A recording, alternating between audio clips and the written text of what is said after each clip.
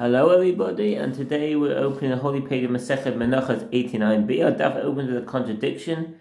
A brayta that teaches about mixing the various components of sacrifices. We learned that you can't mix the fats of different offerings because each one must be burned on its own. So too, you can't mix libation of wine that come with the offerings, since their quantities are tied to the animal sacrifice itself. However, the Gemara then challenges this idea, bringing proof from another part of the brayta, which permits mixing the flour and oil of different mincha meal offerings, which have already been kneaded together. The Gemara concludes that the two cases are different. The libation of wine from different animal sacrifices, like lambs and bulls, have different quantities and therefore cannot be mixed. However, the flour and oil from different mincha offerings, once they have been mixed into a single dough, can be treated as a single entity and therefore can be brought together.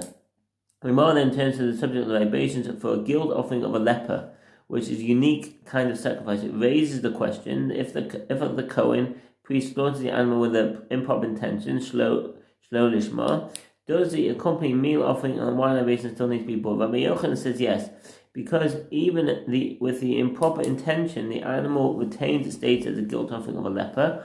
The Gemara then challenges Rabbi Yochanan from a Mishnah which implies the opposite, but ultimately resolves the contradiction. So let's dive straight in.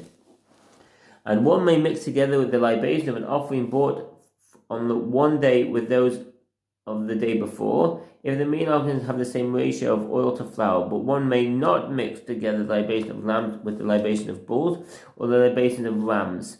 So what's the footnote?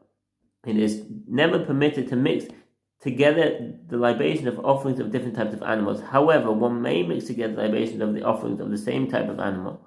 This applies to both the communal offerings and individual offerings. And to Rambam Sefer Vod Hilchot Tamidi Misofim 10:15. And you can see the Kesef Mishnah and Lechem Mishnah there.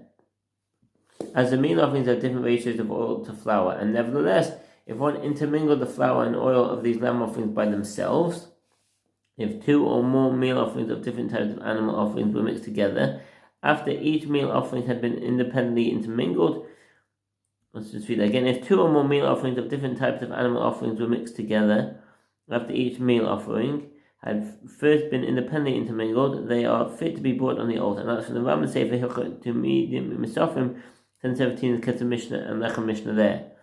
On the flour and oil of these bull and ram offerings by themselves, and only when they were mixed together, then they remain fit to be sacrificed.